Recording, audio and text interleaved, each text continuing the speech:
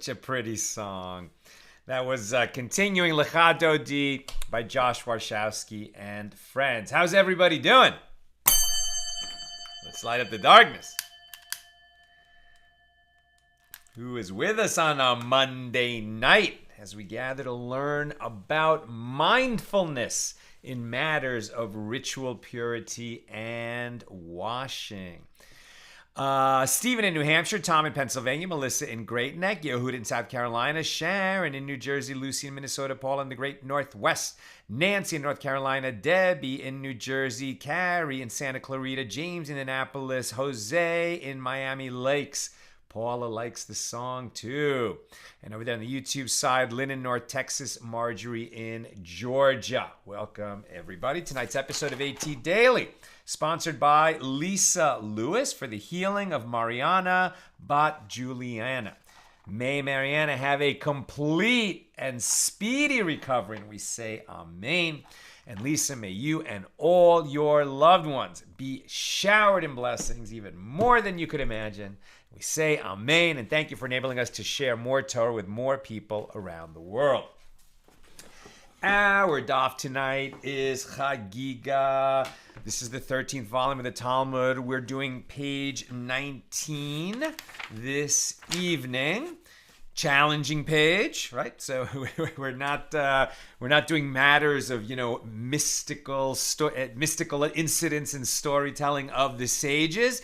Now we're doing some hardcore learning about matters of tahara and tuma, ritual purity and impurity, and how we purify ourselves when we come into contact with sources of tuma, and this idea of intentionality as we prepare. What is it that we're purifying for? This is relevant here in our tractate because we're talking about the festival peace offerings that were brought when the temple was standing. So when the temple was standing, there were various matters. When you went on one of these pilgrimage festivals, Passover, Shavuos, Sukkot, and you went up to Jerusalem, there were different matters for which you would require a state of tahara, a state of ritual purity. Always remembering, this is not about hygiene, right? We're not, that's just a base level requirement. Of course you have to be clean when you're engaging in these matters, but ritual purity, if you've come into contact with certain fluids or a dead body or a dead creeping thing and you're rendered tameh, so you can't even enter the temple and you have to go through a purification process for that. Likewise, for eating non-sacred produce, you have to wash your hands if it's a meal that includes bread. If you're going to eat of the tithe, of the second tithe that you brought with you to eat in Jerusalem, so now you're eating consecrated food. That's a higher level of purity. If you're going to eat of the sacrificial foods themselves, the festival peace offering, part of which goes up on the altar, the other part is eaten by its owner, but you're eating consecrated foods. That's an even higher level of purity that's required, and an intentionality that when you wash your hands or when you immerse in a ritual bath, in a mikvah, that you had intent to achieve that level of purity. That's what we're going to be talking about today. So when we get into these, more technical areas of the law, I think it's really important to remember, sort of like, why are we doing this? Why are we learning this? As it gets more technical and gets more difficult, we're going to, really put on our thinking caps and try to keep the issues straight. What's being argued by who, from what perspective, but also the passion of our sages to, determine what is it that God wants from us in every situation. Sometimes, these kinds of Talmudic debates and textual analyses are mocked, as like how many angels can dance on the head of a pin. It's something that's never going to affect my real life. Sort of like we used to say when we were kids in school and say, okay, when in my life am I ever going to have to figure out the square root of anything? But in addition to sharpening the mind, and that's no small matter, especially as we get older, the fact of the matter is that in undertaking this study and trying to figure out what is the law, how do we get there, that in itself is a holy service that we provide to God, taking this deep interest in the law that God has given us. and it can become a very uplifting spiritual practice to work hard in our studies. All right, we pick this up at the bottom of 18b. The sages taught, one who washes his hands, if he intended to purify them, his hands are pure. If he did not intend to do so, his hands are impure, right? So the fact that you happen to wash your hands, but you weren't thinking, I need to wash my hands so that I purify myself prior to, eating something or touching something or performing an activity that requires pure hands, so then you didn't do it, right? You need both the washing and the intention for it to be effective. Similarly, in the case of one who immerses his hands in 40 sa of water, so this 40 sa or se'ah, this is a minimum measure of volume for a mikvah, right? So that's the minimum. It's basically a bathtub full, and it's big enough that a person could immerse his entire body in it. And that becomes the minimum measure of a proper qualified mikvah, even if you're not using it to immerse your whole body. So in the case of one who immerses his hands in 40 se'ah of water, if he intended to purify them, his hands are pure. If he did not so intend, his hands are not pure. And the Gemara raises a difficulty. But isn't it taught in a baraisa that his hands are pure whether he did or did not intend to purify them? This seems to contradict our principle that intentionality is required. Rav Nachman said, La kasha, this is not difficult, as here in the first baraisa, it is referring to non-sacred food for which one need not have the intention to purify his hands, whereas there, now we're on 19a, the second baraisa is referring to tithes, for which intention to purify oneself is required. Wait a minute, didn't we just say that to eat non-sacred foods in a meal, right? A meal means that it includes bread, so we have to wash our hands for that, and we have to intend to wash our hands to purify them before eating that food. But now it just said for eating non-sacred food, even without the intention, you have purified your hands. Answer, it didn't say for eating non-sacred food. It said for non-sacred food. So here we're making a distinction between touching non-sacred food and whether you're going to render the food impure by touching it. There, if you wash your hands even without intent, you don't render the food impure. But to eat the food in a meal that includes bread, there you need intentionality in order to purify your hands properly before that meal. As we learned in a Mishna at Mikvaot 5:6, if a wave containing 40 se'ah of water became detached from the sea and fell on a person or on vessels, they are ritually pure.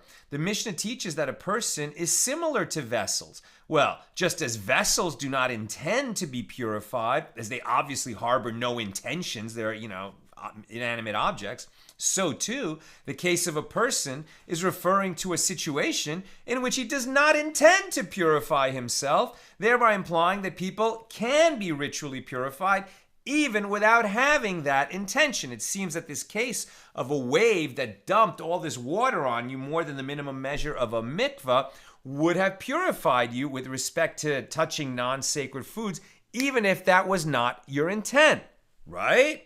The Gemara rejects this proof. And from where is it clear that this is the meaning of our new Mishnah that we're bringing in? Perhaps we are dealing with one who is sitting and waiting for when a wave will detach and fall on the vessels. And it's not that it caught him by surprise and he had no intention. He was waiting for that wave to come so that he could become purified.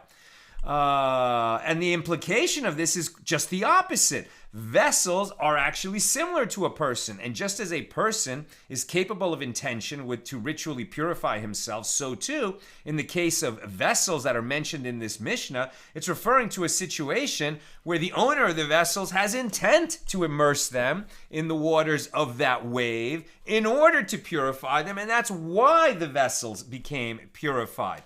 And if you would say that the Mishnah is indeed referring to one who is sitting and waiting, But then what is the purpose of stating this? Such a law would not appear to offer any novelty. What was the purpose of teaching it? We know that in order to purify the vessels or a person, you need to immerse in a mikvah of a minimum volume. We're saying that you need to do that on purpose. So if this person is waiting for this wave to wash over him so that he's totally underneath that wave, why wouldn't we think that that person has become thereby purified? The ocean is the biggest mikvah in the world. You can immerse in the ocean and become purified if your purification requires immersion in a mikvah. So why would it be necessary to state this about the person who is sitting and waiting for the wave? And the Gemara responds, no. This teaching about the wave does provide an important novel teaching, as it might enter your mind to say that it should be decreed that a detached wave does not affect purification. Now we're talking about, what kind of a wave? A detached wave. What's a detached wave? This would seem to indicate that it's like this huge swell of water that was no longer connected to the ocean, like this huge body of water disconnected from the ocean fell on you. Now, was that an effective immersion or not? You can immerse in the ocean. That's a valid mikvah. But if a bunch of water became detached from the ocean, can it purify you? Really? Right? Lest one come to immerse in. So it nevertheless provides a novel teaching, as it might enter your mind to say that it should be decreed that a detached wave does not affect purification, lest one come to immerse in a flow of rainwater whose volume is 40 sa. In other words, one might think that immersion in a flood of rainwater affects purification, and it doesn't. The halakha is that rainwater purifies only if it is gathered in one location, right? So a proper mikvah might be fed by rainwater, but there's a gathering place. If there's just kind of like a flash flood of rainwater, and you find yourself immersed in that actually won't be a valid immersion. And perhaps because that's the case, we don't want to allow this wave that became detached from the sea to affect a proper purification either. Alternatively, you might think that it should be decreed that purification by means of the edges of the wave that comes in contact with the ground should be ineffective due to the upper arcs of the waves. And the Mishna therefore teaches us that we do not so decree. So now we're looking, we've got a little picture here in the Koran. So get that image of a wave, like, if you ever seen videos or if you yourself are a surfer, right? So, a surfer who's in that tube. I'm not a surfer, but what's that called? Like pipeline, right? Like that beautiful video, right? Where they're surfing right through the middle of that pipeline, as it were. And so that person is surrounded by water. He's not really in water. I mean, I'm sure he's getting wet because there's all kinds of splash going on. And that arc could arc completely over him, and he's like literally surrounded by water. But he's actually in the air in that situation. He's not immersed in water, though he is surrounded by water.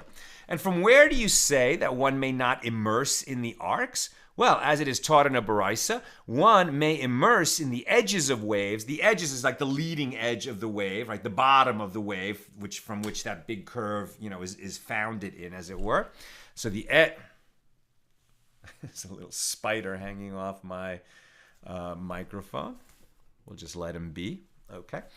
So one may immerse in the edges of waves, but one may not immerse in their arcs, because one may not immerse in air. The area under the arc of a wave is considered mere air, despite the fact that the individual is surrounded by water on all sides.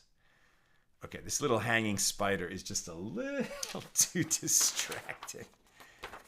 Come on, spider. Go over there somewhere. Okay. I don't like to kill spiders because they kill the other bugs. Rather, the proof that the purification with regard to non-sacred produce does not require intention is from that which we learned in a Mishna. So in the verse that is referring to the preconditions required for fruit and seeds to be susceptible to ritual impurity, it is stated, if water be put on seeds and any of their carcasses fall there, it shall be impure to you. All right, so to understand what's going on here, when we're talking about produce, in this case, fruit and seeds, right? Like imagine a big pile of sesame seeds or a big pile of harvested, cherries or something. So can that pile become ritually impure if, for example, a dead creeping thing known as a sheretz fell onto that produce? It might render what it touches or even the whole pile tameh, right? And no good for certain purposes. It doesn't mean you can't eat it. You can eat tameh produce unless you're a priest or you're somebody who insists on eating food in state of ritual purity. But now you can't take teruma from it to give to a priest. There's all kinds of problems if it becomes tameh. But the Torah actually has this additional condition before produce can become tameh. It is not even susceptible to becoming ritually impure until it comes into contact with water or several other liquids, right? The 7 liquids that are listed elsewhere. They include blood and honey and milk and dew, which is different than water, etc. So until they come into contact with that liquid, it's like this dry produce that can't even become tameh. It's not yet susceptible to ritual impurity.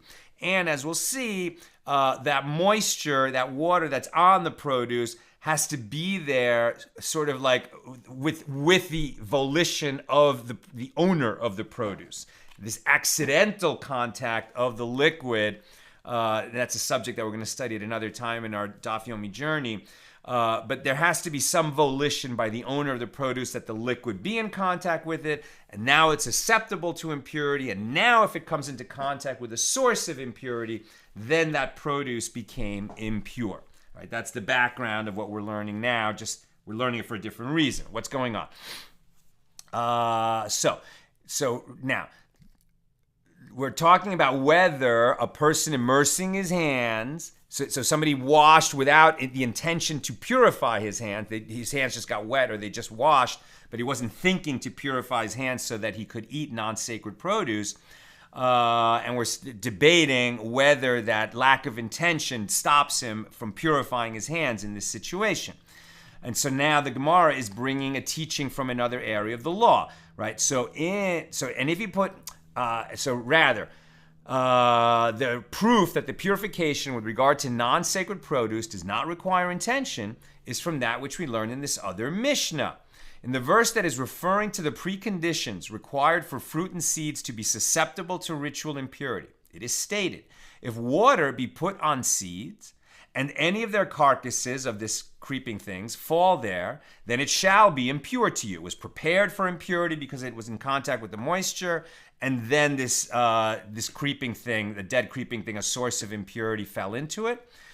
So with regard to that law, the Gemara taught elsewhere, if fruit fell into a water channel, and one whose hands were tameh, ritually impure, this person extended his hands and lifted up the fruit with the goal of removing them from the water channel, his hands are ritually pure, as he has purified them by inserting them into the water channel.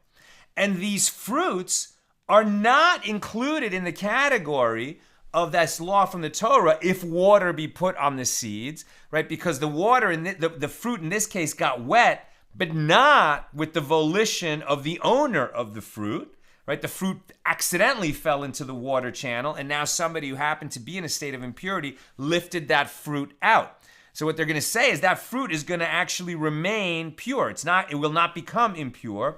First, because the person who reached into the water channel, his hands became pure, and even if they were impure, when he lifted the fruit out, the water that is on the fruit wasn't there with the owner's permission. It's not like he took his fruit to the next step in the production process where they might become wet. It was an accident, and therefore the fruit remains pure.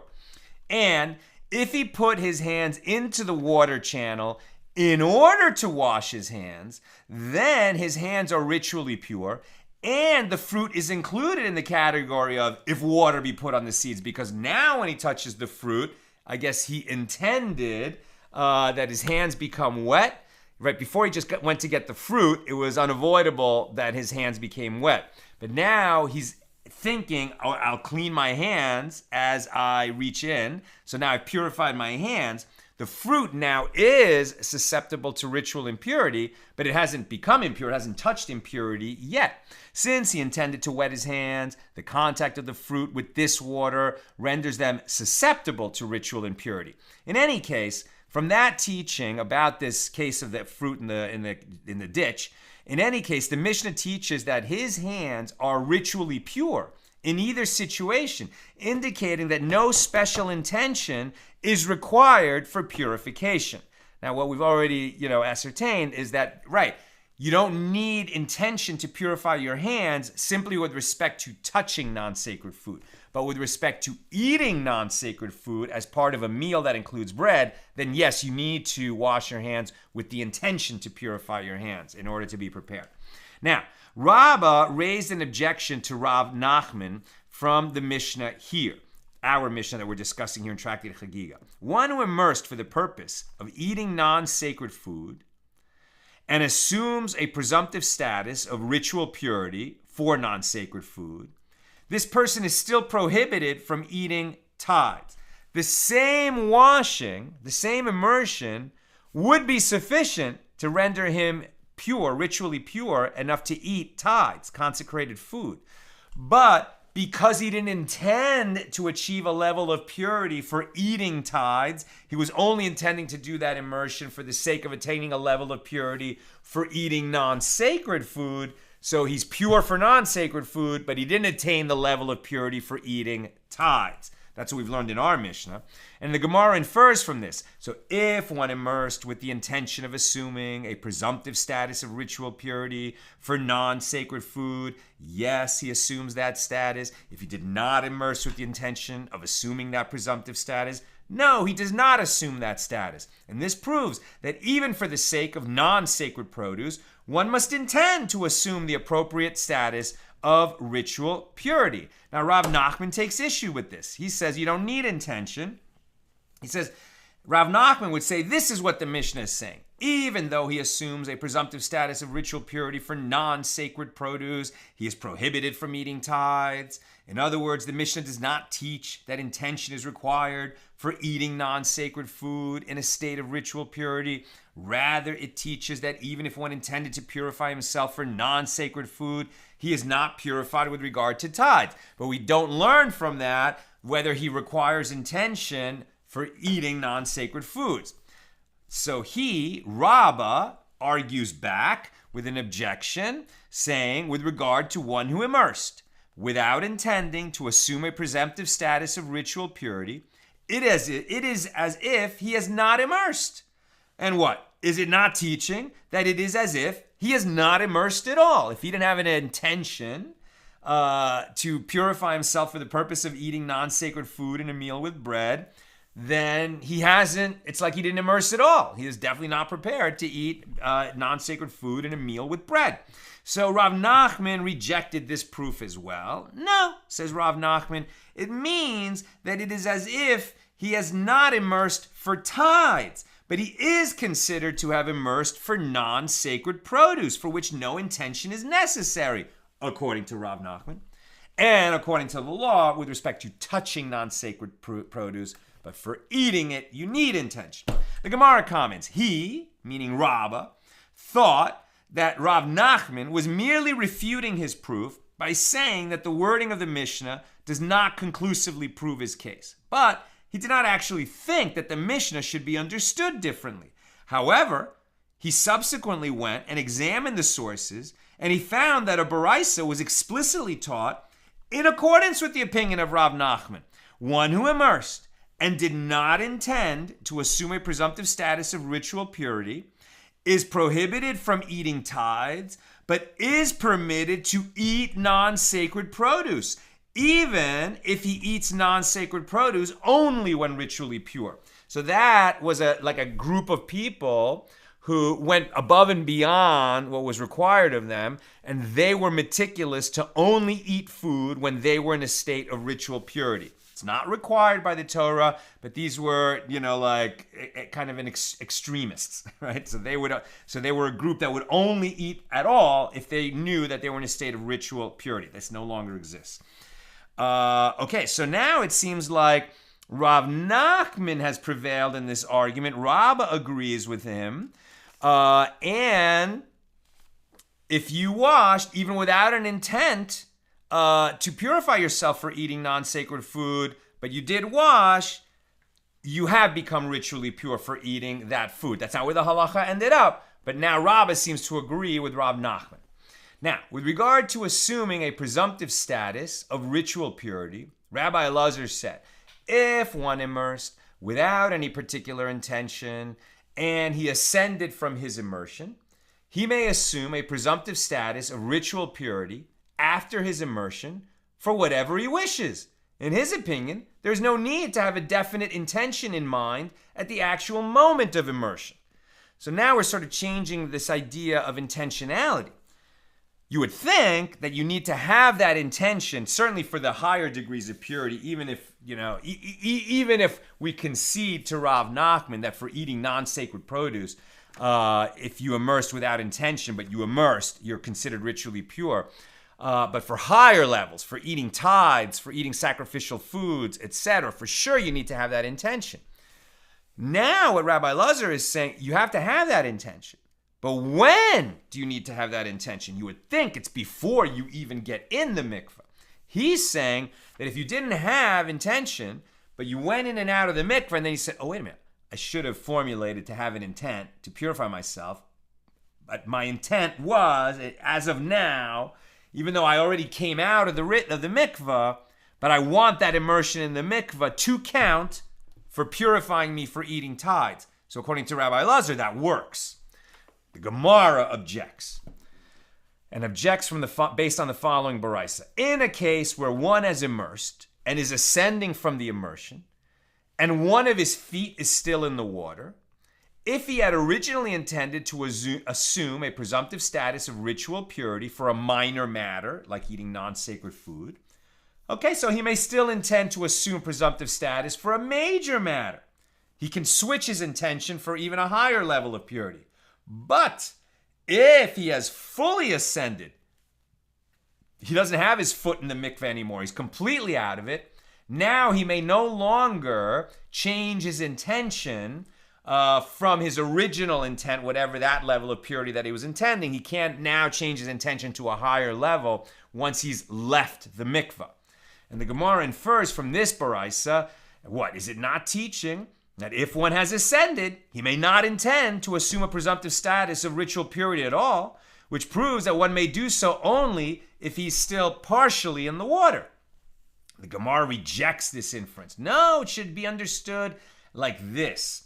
If he's still in the water, then, although he previously intended to assume a presumptive status of ritual purity for a minor matter, he may now intend to assume a presumptive status of ritual purity for whatever purpose he wishes, since one can adjust his intention during his immersion, and it's considered during his immersion if he still has at least his foot in the water.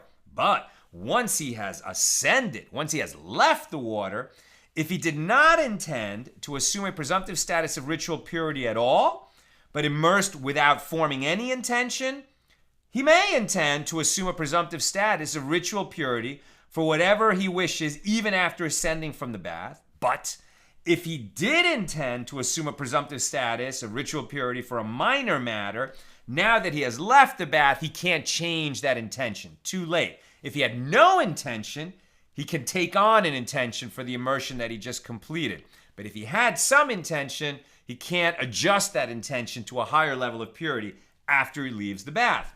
Now, in relation to this, the Gemara explains, who is the Tana, the rabbi of the Mishna, who taught that one whose foot is still in the water is considered to be still immersing himself?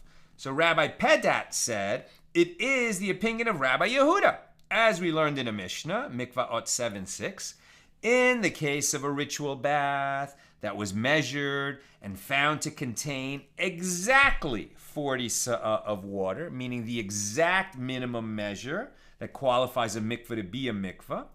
And then 2 individuals descended and immersed in that mikveh, one after the other. The first one is ritually pure because he immersed in a valid mikveh. But the second one is ritually impure. Do you see why?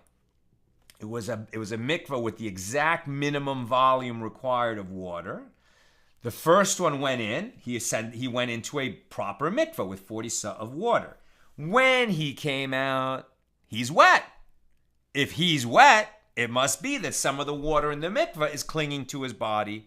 So if that mikveh had exactly the minimum measure, it now has less than the minimum measure. And the second person who went into it went into a mikveh that didn't have enough water in it, so his immersion is not valid.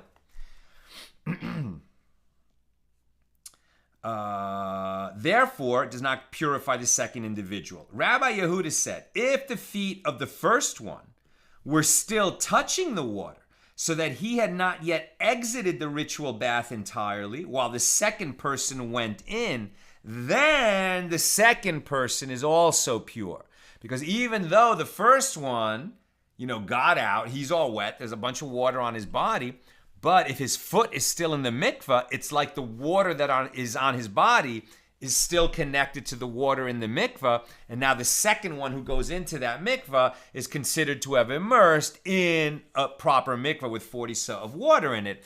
And from this we learn that Rabbi Yehuda is of the opinion that even if you've left the mikveh, your whole body's out of it except for your foot, that's considered that you're still in the process of having your immersion, and you could still change your intent of what that immersion is for. Rav Nachman said that Rabba bar Avu said, this dispute between the rabbis and Rabbi Yehuda pertains to higher standards of ritual purity established by the sages, where the obligation to immerse is due to a rabbinical ordinance. Right? So the Torah will say that there are certain things that are spelled out in the written Torah that you have to immerse in order to become pure. Like if you came into contact with a dead body, you're going to have to observe, you have to wait 7 days, you're going to have to immerse, you got to get sprinkled with the waters of sprinkling on the 3rd and 7th days, then you immerse in a mikveh, then you await till nightfall, and then you become ritually pure again, and you're qualified to enter the temple. That's a Torah-obligated immersion in the mikveh.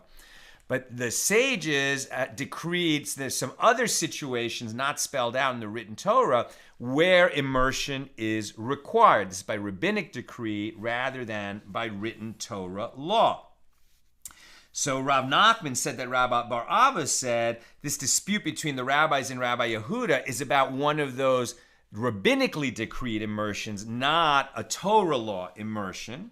Why does this matter? However, when the purpose of the immersion is to transition from full-fledged ritual impurity to purity, by Torah law, everyone agrees that the second individual is impure. And this is in accordance with the statement of Rabbi Pedat on this topic, who asserts that only Rabbi Yehuda maintains that one may assume a presumptive ritually pure status if one of his feet is still in the ritual bath. Nobody else agrees with that, and even Rav Yehuda only believes that in the case of a rabbinically decreed immersion, but for a Torah immersion, no. Now, there are those who say a different version of this statement. Rav Nachman said that Rabbi Bar Avu said, this statement is referring only to one who is obligated to immerse in order to transition from ritual impurity to purity, like on the 7th day of one who was impure by contact with a corpse. But with regard to higher standards of ritual purity, which are established by the sages, like for, eating certain tithes or, stuff that's not spelled out in the Torah, but what the sages derived, it's going to require immersion. So for those kinds of immersions, everyone agrees that even the second individual is ritually pure if the foot of the first one is still in contact with the water. And consequently, this opinion disagrees with the statement of Rabbi Pedat, since, according to this version, all agree that with regard to higher standards, rabbinic standards of ritual purity, the immersion continues as long as a single foot remains in the water. With regard to the discussion above, Ula now chimes in. Ula was a sage famous for sort of traveling back and forth between the the sage community in the land of Israel during Roman times and the Jewish community in Bavel, right? He's a sage of the Gemara. I think he was active, though, even at the time of the Mishna, kind of like early Amora. But known for traveling between those two communities and sort of linking the teachings of the sages in Israel to the sages in Bavel, in Babylonia. So Ula said, I asked Rabbi Yochanan. That's how you know. Okay, so Rabbi Yochanan is a Tana, right? A sage of the Mishnah. So Ula said, I asked Rabbi Yochanan, according to Rabbi Yehuda, what is the law with regard to immersing small vessels? Right, so here we're talking about the Kalim mikvah, right? So even today, when we buy, new plates, right, or new silverware that's going to be brought into a kosher Jewish home, before the first use, it has to be immersed in a mikvah. The vessels get immersed in a mikvah, and then they're brought home. And we learned that, the sages learned out that from an episode in the wilderness when, the children of Israel went to war with one of the enemies, and they brought back like captured booty, and it had to be purified either through water or fire before it could come into the community of Israel, as it were. At any rate, so Ula asked Rabbi Yochanan, so what is the law with regard to immersing small vessels like needles and knitting needles on the head of the first individual who's immersing himself, right? We're getting into sort of hyperbolic hypotheticals, right? Nobody would ever do that. You would never, if you had a requirement to immerse a vessel before bringing it into a Jewish home, you wouldn't put it on someone's head whose feet are in a mikvah. He's just asking what is the law so we can really understand what the principle of the law is. But he asked the question. So what if it's on the what if these vessels are on the head of the first individual who's immersing himself? Since Rabbi Yehuda maintains that one whose foot is still in the water is considered as if he's still immersed in the mikvah, does this mean that his body and even his wet hair can serve as part of the mikvah? Now the Gemara clarifies the dilemma that is raised by this question. Does Rabbi Yehuda accept only the principle of lowering the partition, meaning that an item positioned above another item is considered as if it continued downward and is in contact with that lower object, and therefore the water on the body of the one immersing is viewed as connecting to the mikvah, the waters of the mikvah, so that the bath retains its requisite size? That's how we got here, right? Because Rabbi Yehuda said that it's a mikvah with exactly 40 sa, the minimum measure, and one went in and came out, he's all wet, but his foot is still in the mikvah, and if a second one now immerses in that mikvah, that second one is considered to have gotten, yes, he immersed. It's still a mikvah with 40 sa of water in it, even though some of that water is on the body of that first person who immersed in it, but since his foot is still connected, still in the water, it's as if the water on his body is still part of the mikvah. If the water on his body is still part of the mikvah, then why can't I put a little needle in his hair? It's going to be surrounded by water, even though it's in his hair, but it's not in the main body of the water. Does that work? So it seems we're using this principle of lowering the partition, that the water on the body is considered connected to the water in the mikvah. Or, right, so does Rabbi Yehuda accept only the principle of lowering the partition, meaning that an item positioned above another item is considered as if it continued downward, and therefore the water on the body of the one immersing is viewed as descending into the mikvah, so that the bath retains its requisite size?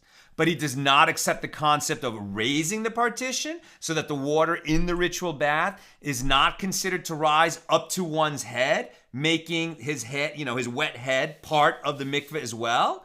Or perhaps he also accepts the principle of raising the partition, which means that one is indeed considered to be part of the ritual bath, and if that needle was in his hair and surrounded by water, yeah, it was validly immersed in the mikvah. That's what Ula asked Rabbi Yochanan about Rabbi Yehuda's opinion. And Rabbi Yochanan said to Ula, you already learned it in the Tosefta. If there are 3 depressions in the bed of a stream, now we see how supple the sages are with different, just piecing laws together, piecing our understanding of a particular law together by grabbing from all different bodies of law so that we can understand what's going on. It's just you have to be supple with them. If there are 3 depressions in the bed of a stream that are not completely dry, so imagine there was a stream and it mostly dried up, but there's some pools left in the bed of the stream, and there's an upper one and a lower one and a middle one. And the upper and the lower ones hold 20 sa of water each, while the middle one contains 40 sa. And a flow of rain runs between them. Right, so that middle depression, it's rainwater gathered in a place. It has 40 sa. That's a valid mikvah. These other 2 sort of puddles, little standing pools of water in the stream bed, don't have enough water in each one individually for them to count as a valid mikvah. But if there's a little water running between the 3 pools in the stream bed, can they be considered to be all one body of water, and therefore immersing in any of those pools would be a valid immersion? That was a question asked in this other case. Thereby linking the pools of water one to another. So Rabbi Yehuda says about that situation, my colleague Rabbi Meir would say, one may immerse in the upper one. This indicates that Rabbi Meir holds that the waters of the middle depression, which contain the requisite amount of water for a ritual bath, are considered to have ascended by means of the rainwater into the higher depression. We raise the partition, right? We would extend that even though the water is running downhill, still, like a little fish could swim up that channel, and therefore the upper pool is considered to be part of the mikvah, and you could immerse even in that a vessel even in that upper pool. This indicates that Rabbi Meir holds that the waters of the upper depression, which contain This indicates that Rabbi Meir holds that the waters of the middle depression, which contain the requisite amount of water for a ritual bath, are considered to have ascended by means of the rainwater into the higher depression. Since Rabbi Yehuda cites his colleague's statement without comment, it must mean that Rabbi Yehuda accepts the principle of raising the partition. Now, Ula, who brought this teaching, who heard this from Rabbi Yochanan, raised a difficulty. He said to Rabbi Yochanan, but isn't it taught in a baraisa? Rabbi Yehuda himself says, Rabbi Meir would say, one may immerse in the upper one. And I, Rabbi Yehuda, say, in the lower one, but not in the upper one. Right? We can connect the lower pool that also doesn't have the sufficient water in it, but it's connected to the middle pool that has enough water in it. Okay, so water is flowing downhill from that middle pool that has enough water in it to the lower pool. So Rabbi Yehuda would say you can immerse in the lowest pool of the 3, or in the middle one, which has enough water in it, but not in the upper one, even though there's water linking all of them, but the water's flowing downhill. So according to this baraisa, Rabbi Yehuda says you can immerse in the lowest pool, but not in the highest pool. This demonstrates that Rabbi Yehuda does not accept the principle of raising the partition. Rabbi Yochanan said to Ula, if this baraisa is taught, it is taught, and I cannot take issue with it. Therefore, it is clear that the matter is held in dispute between Tanaim, and that Rabbi Yehuda does not accept the principle of raising the partition. Okay, that's where we are. We're on 19b now, and this is a short page. It is taught in the Mishna, one who immersed for the purpose of eating non-sacred food with the intention of assuming a presumptive status of ritual purity for non-sacred food, it is prohibited for him to eat tithes. All right, we're back to the Mishna that we are discussing here in Tractate Chagigah. If you immersed or washed your hands for the purpose of eating non-sacred food, that was your intention, even though physically the hand washing would be the same for eating tithes, but your intention was just to eat non-sacred food, so now you're not pure for the purpose of eating tithes, okay? And the Gemara comments,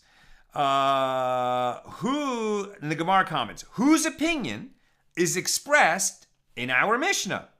It is that of the rabbis, who differentiate between non-sacred food, non-sacred produce, and tithes, since they maintain the following. If one who is required by rabbinic law to immerse touches non-sacred food, it remains pure. But if he comes into contact with tithes, they are rendered ritually impure. However, in that case, say the latter clause of the Mishnah, which states that the garments, now we're into the third paragraph of our Mishnah here that we're discussing, the fourth Mishnah in chapter 2, which also talked about the presumptive purity level of the clothes of an ignoramus, right, called an Am Haaretz, nation of the earth, meaning a Jew who is not observant, not knowledgeable, and so we're talking about a Jew in ancient times who you couldn't be sure that if he became impure, he would make the correct steps to purify himself. Since he's not knowledgeable, since he's not particular, you just have to assume that he's impure, because if he became impure, he wouldn't know enough to purify himself. Okay, so about the clothing of such a person, in the latter clause of our Mishnah, we said that the garments of an Am Haaretz, who is not careful with regard to the halachas of ritual purity, his clothes are considered to be rendered ritually impure by the impurity that is imparted by the treading of a zav, right? A man who has gonorrhea, who walked over something, renders it impure. And that's considered a primary source of ritual impurity. And the thing that becomes impure by contact with that can even transmit that ritual impurity further down the line. Which is considered ritual impurity. Wait a minute.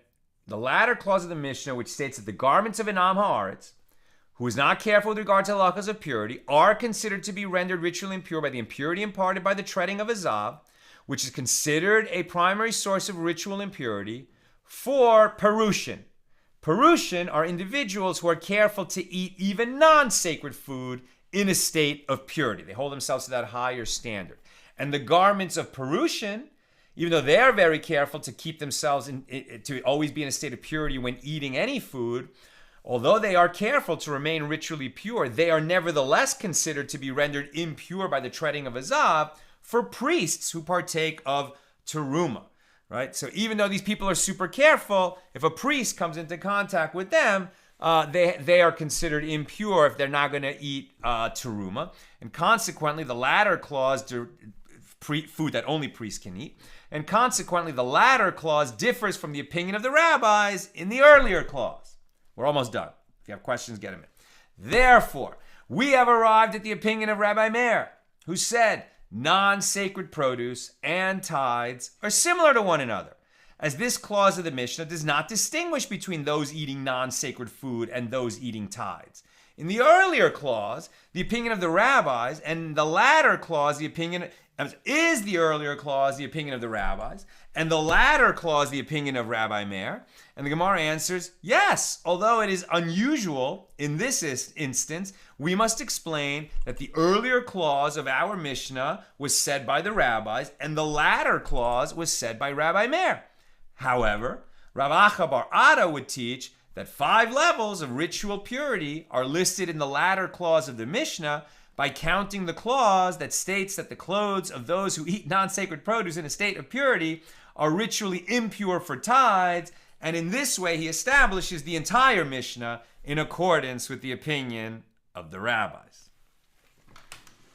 It's not easy stuff. We're not trying to memorize all of this. We're just trying to follow the flow. Okay, let's see if you've got any questions or comments on this material. Here on Chagigah, page 19. Oops, wrong tab.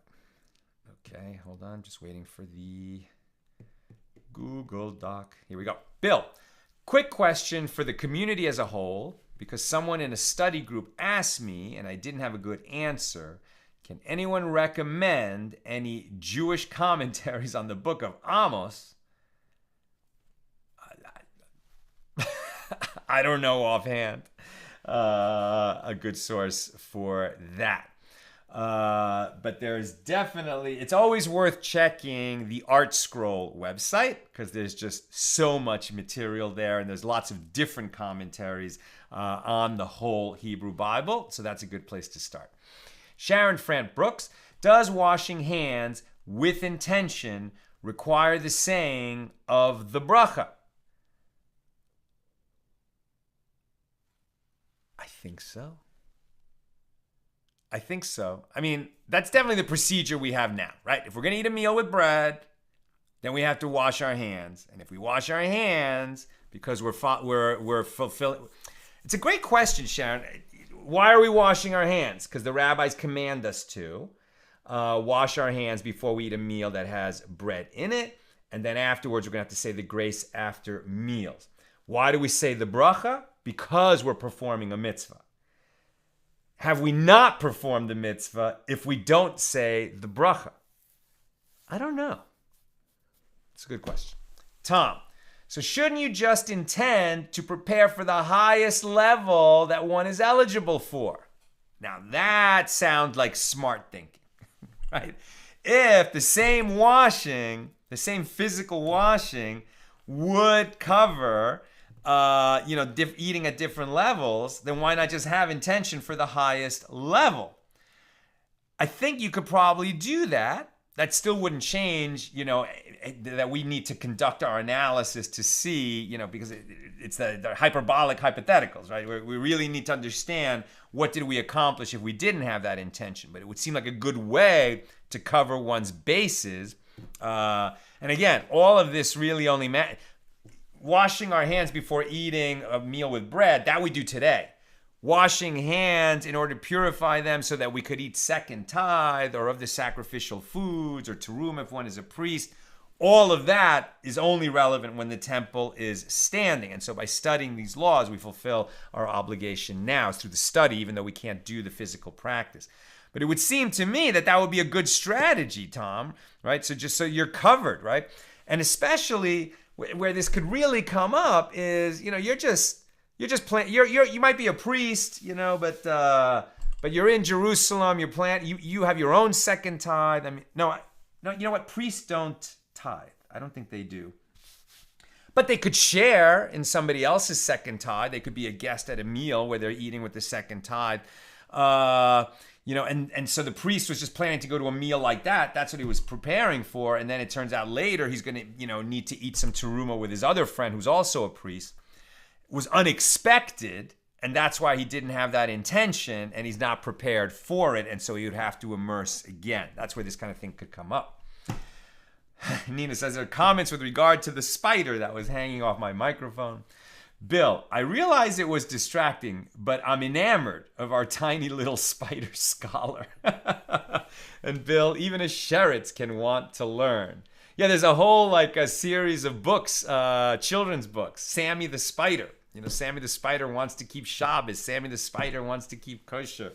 It's kind of a fun thing. And fun fact, I was recently reading Avigdor Miller. This is Nina talking. I was recently reading Avigdor Miller, Rabbi Avigdor Miller. And he said that we shouldn't kill a bug unless there's a reason. Absolutely, we shouldn't kill a bug just because they bug us. If they bug us enough to distract us from our studies, maybe that's a sufficient reason. But, we're all God's creatures.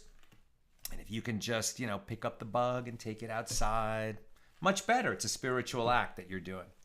All right, that's what I've got for us tonight. With God's help, we'll be together again tomorrow for page 20 here in Tractate Chagigah. And we're moving toward that siyum. What do we say? Page 27, right? Page 27 is the last page in our tractate. So we're about a week away. Have a great night.